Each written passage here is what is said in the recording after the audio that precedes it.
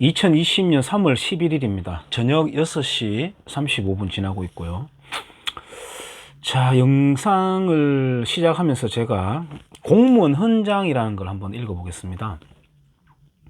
공무원 헌장. 우리는 자랑스러운 대한민국의 공무원이다. 우리는 헌법이 지향하는 가치를 실현하며 국가에 헌신하고 국민에게 봉사한다. 우리는 국민의 안녕과 행복을 추구하고 조국의 평화 통일과 지속 가능한 발전에 기여한다. 이에 굳은 각오와 다짐으로 다음을 실천한다. 요게 공무원 헌장입니다.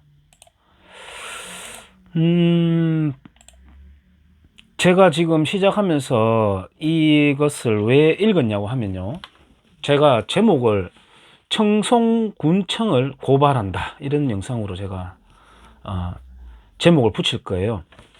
지난번에 작년에 그 울진군과 포항시에서 그 행사를 하는데, 군 단위의 행사와 시 단위의 행사를 하는데, 그 행사장 뒷 배경에 신영복 글씨체, 어깨동무 글씨체. 신영복은 제가 뭐 늘 말하지만은 통일혁명당 사건, 그러니까 당시에 박정희는 닉슨 독트린, 그 다음에 미중 수교, 베트남 공산화, 그 다음에 김신조 일당 쳐들어왔죠. 울진 삼척 무장공비 내려왔죠. 남한 내 좌익들이 시위 벌렸죠. 내외적으로 공산화의 압박을 굉장히 심하게 받고 있을 때예요. 그때 이제 박정희가 이대로 가면은 나라가 무너진다, 겨우겨우 살려왔는데, 그리고 경제 성장률이 남한이 북한을 크로스해서 이겨버릴 때입니다. 앞질러 나갈 때예요. 그러니까 북한의 체제 자체의 정당성이 흔들릴 때죠. 북괴. 그런 시절에 남한에서 내응해가지고 북괴가 공격해올 때를 대비해서 내응하려고 했던 공산폭력혁명, 폭동혁명을 꾀하던 사건이 바로 통일혁명당 사건이고, 제가 살고 있는 이 경주 바로 옆에 있는 영천에 있는 김종태, 그리고 김종태의 조카 김진락 등이 사형을 당하고, 신영복은 20년 20일을 징역을 살았습니다. 그리고 가짜 전향서를 쓰고 난 뒤에 나와가지고 성공회대에서 좌익 사상에 물든 애들을 계속 배출시켰습니다. 성공회대와 연관된 사람을 쳐보면 이재정도 나오고 주르륵 감자줄기처럼 나옵니다. 우리 김재동이하고 고민정이도 그 성공의 키즈입니다. 신영복 키즈예요. 윤도현도 마찬가지입니다. 자, 그런데 그 간첩의 글씨체가 바로 신영복 글씨체이고 어깨동무 글씨체입니다. 그래서 그 글씨체에 대해서 모르는 사람 많아요. 저도 몰랐고요. 저희 태권도장에 그 도복 뒤에 등판에 있는 상호명을 글씨체를 도안할 때 제가 신영복 글씨체를 한 7년 정도를 썼더랬습니다. 그걸 알고는 당연히 제가 바꿨죠. 자, 그러면은 이 포항에서 썼다, 울진군에서 썼다, 이걸 참고 삼아서 경북도청 차원에서 좀 환기시켜 달라라고 하는 민원을 넣었고, 그 민원을 처리하는 그 여공무원이 굉장히 지혜로운 분이었어요. 그분이 이거는 23개 시군으로 이관해서 다 같이 알아야 될 것 같다라고 해서 다 이관을 했습니다. 그리고 제 메일로 각 시군에서 답변 메일이 쫙 왔어요. 그 답변 메일이 오면 제 모바일로도 메일이 답변이 됐다라고 이렇게 뜨죠. 당연히 제가 생각하는 상식선에서의 답변이 왔을 거라고 생각하고 메일을 열어보지 않다가 그저께 일요일 날 메일을 심심해서 쭉 열어보니까 놀라운 답변 2개가 있었습니다. 이 글씨체는 공적으로 모두가 무료로 사용할 수 있게 도안되어서 배포가 되었기 때문에 디자인적인 측면을 고려해서, 오로지 온전히 디자인적인 측면만을 고려해서 써도 되지 않겠느냐라고 하는 답변이 2군데가 와 있었던 거예요. 한 군데에서는 신영복 교수님 이렇게 표현하기도 했습니다. 그게 어디냐면은 영양군청과 청송군청이었어요. 우리 흔히 말하는 청양고추 있죠. 청양고추. 청양고추의 어원이 뭐 청송의 청자와 영양의 양자 해서 청양고추다 뭐 이렇게 표현하기도 하는데, 하필 그 두 지역이 그런 답변이 왔어요. 그리고 청도군에서는 답변 2주 안에 답변을 해야 된다라고 하는 업무 메뉴를 지키지 않고 아직까지 답변이 오지 않았습니다. 저한테는 굉장히 중요한 일이에요. 뭐 저한테만 중요한 게 아니라 이 나라 차원에서 중요한 거라고 저는 생각합니다. 그래서 경북도청에다가 다시 제 민원을 넣었습니다. 이 경북도청 입장은 어떠냐, 이런 답변이 왔는데 라고 민원은 민원대로 넣고, 그 민원 답을 했는 당사자들의 대화를 해서 무슨 생각으로 갖고 있는지를 한번 물어보기 위해서 전화를 했습니다. 영양군청의 직원은 여성이었는데 제가 다시 내막을 설명을 하니까 그런 구체적인 사안이 있는지 몰랐다. 그냥 일상적인 답변으로 했을 뿐이다. 다음부터 재고하겠다라고 통화를 했고요. 청송군에 제가 어제를 전화했는데 놀라운 일이 있었습니다. 저로서는 놀랍죠. 그 사람으로서는 평범한 답변이겠지만은 담당자가 없대요. 담당자가 지금 자리를 비웠답니다. 알겠다고. 그러면은 뭐 메모 남겨달라고 하니까 그렇게 하면 끝내면 되는데, 목소리로 들어보니까 젊은 사람이에요. 근데 무슨 일인지 대충 알려달라고 하더라고요. 그래서 제가 이 내막을 설명을 했죠. 하니까 자기 생각을 쭉 갑자기 말하는 거예요. 그거 인혁당 사건 아닌가요? 이렇게 이야기하는 거예요. 그 정도면 어느 정도 이 사람은 뭔가를 아는 사람이에요. 인혁당 사건이 있습니다. 그거는 통혁당 사건보다 이전 사건이에요. 그 인혁당 사건이 노무현 정권 때 무죄가 두두둑 튀어나왔습니다. 왜? 노무현 정권에 노무현이 완전한 좌익일지는 제가 모르겠습니다만 참모들은 수두룩했죠. 1심의 사건도 있었고, 당연히 그들과 아이덴티티가 똑같으니까 무죄를 때려줄 수밖에 없겠죠. 간첩 사건이 무죄 지금도 많이 나고 있습니다. 보상하고 민중항쟁이었다는 걸로 탈바꿈되고 있고 그렇거든요. 여순 반란 사건도 지금 민중항쟁으로 둔갑되고 있습니다. 지금 현재 일어나고 있습니다. 현재 일어나고 있어요. 소위 보수라고 하는 정당에서는 말도 안 해요. 그거에 대해서. 병신들이. 자, 그래서 인혁당 사건은 무죄 났는데요. 이렇게 답변하는 거예요. 무인혁당 사건이 아니고 통혁당 사건이라니까요. 이제 말을 하는데도 그거는 그거고 글자는 글자죠. 이렇게 이야기합니다. 그래서 제가 그랬어요. 제가 아까 처음에 서두에 공무원 헌장이라는 걸 읽어드렸잖아요. 대한민국 헌법은 덜먹거리기 전에, 헌법을 말하기 전에 공무원 헌장에도 헌법을 수호하는 조직이라고 되어 있지 않느냐. 당신들의 급여 체계, 당신들의 일자리 보전, 이 모든 것을 포함한 대한민국 체제를 공산폭동을 일으켜서 전복시키려고 했던 자의 글씨를 쓰는 게 괜찮단 말이냐. 왜 괜찮지요? 이렇게 대답해요.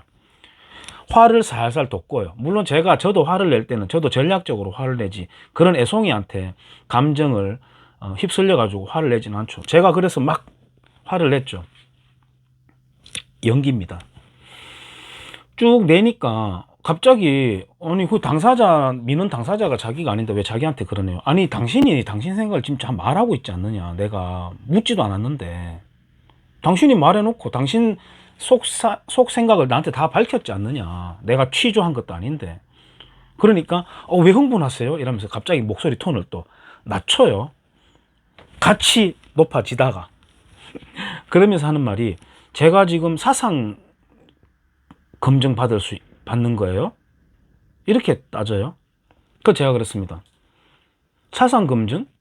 이 사람은 일단 용어 쓰는 자체가 약간 트레이닝 된 사람이에요. 보니까 공무원이라면 사상 검증 받아도 됩니다. 아까 말했듯이 공무원은 헌법을 수호하는 최후의 보루 조직입니다. 그런 공무원이 간첩질하면 안 되듯이 사상 검증도 받는 겁니다 하니까 이제 말꼬리 물고 늘어져요. 나 간첩 아닌데요? 이런 말장난을 합니다. 그러다가 담당자하고 통화 세우고 끊어버리는 겁니다. 일방적으로. 제가 이 가까운 곳이 있었으면 차 타고 바로 달려갔을 겁니다. 제가 아마 그날 어제. 근데 좀 있다가 이제 담당자하고 다시 통화를 하게 됐습니다. 담당자는 좀 침착하고 점잖해요. 나이는 좀 있는 듯한데 생각은 놀라웠습니다. 뭐라고 이야기하냐면, 제가 그 내막을 다 알려줬어요. 그러면서 나도 그 글자에 대해서 모를 때가 있었다.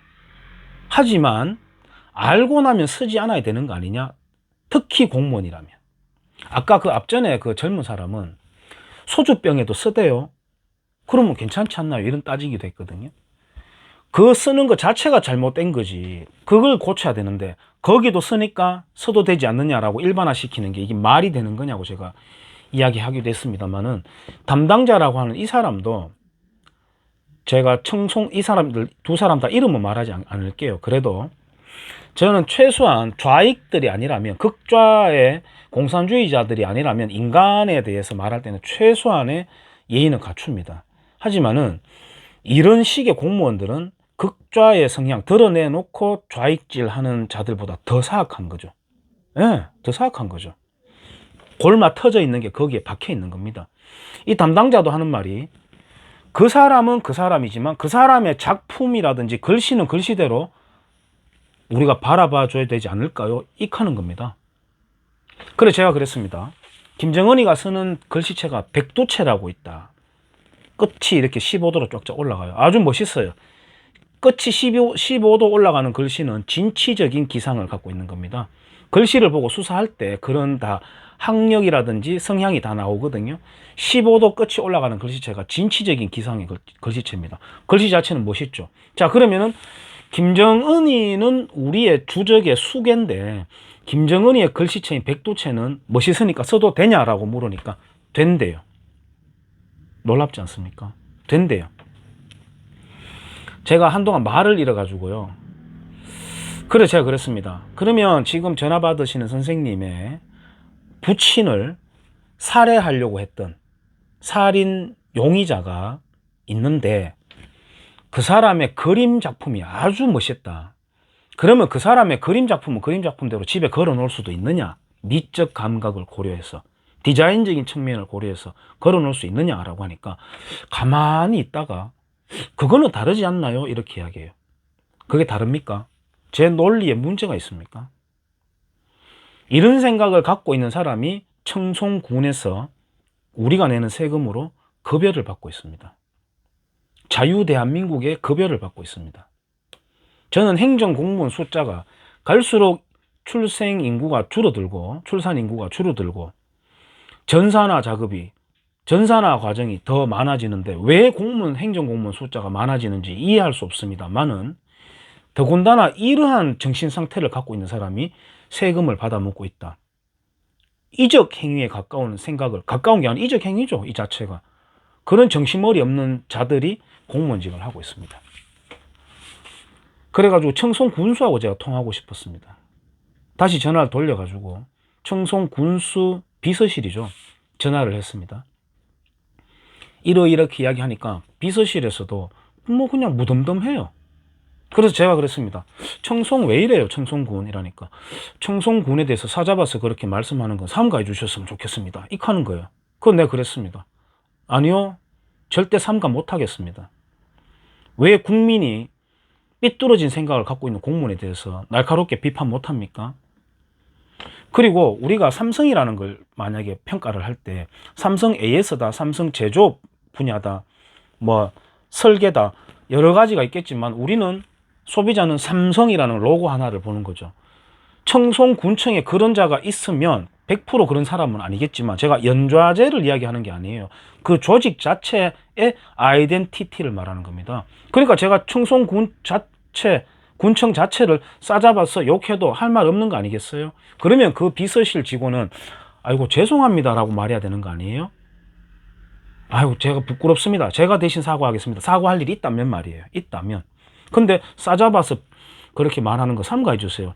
익하고 앉아 있습니다. 요것들을 어떻게 해버려야 될까? 제가 정말 1인 시위라도 하러 가려고 했습니다. 제 옆에서 뜯어말려가 안 갔습니다만은 정말 화가 나는 사람이 있었습니다. 그래서 제가 영상으로나마 청송군청을 고발한다, 이런 제목으로 한번 만들어 봤습니다. 예. 어떻게 해야 될까요? 나이가 적고 많고가 아닙니다. 이 정신이 썩어버린 이 자들을 어떻게 해야 될까요? 영혼이 썩어버린 자들. 그래서 내전이라는 게 일어날 수도 있는 거구나 하는 걸 어제 생각했습니다. 내전이라는 게. 그 무참했던 4.3 폭동, 대구 폭동, 이런 내전들이 왜 일어나는지를 제가 어제 새삼 느끼게 되었습니다. 감사합니다.